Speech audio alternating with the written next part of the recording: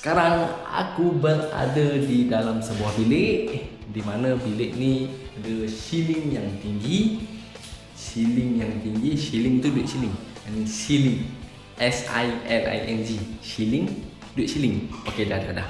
Okey, sekarang tugas aku di sini adalah makeover bilik ini.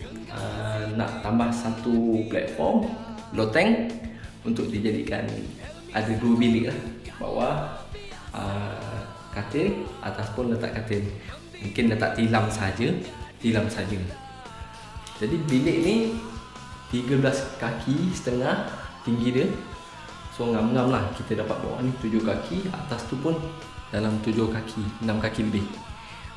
So ngam-ngam untuk ngam paras kepala.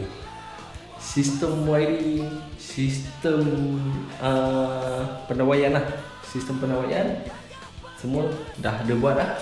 Kalau korang nampak ni ada tanda-tanda untuk kita buat conceal secara menyeluruh, dan benda ni akan tanam cantik. Kita tunggu kerja-kerja pembinaan dijalankan dan apakah hasilnya. Moga bermanfaat.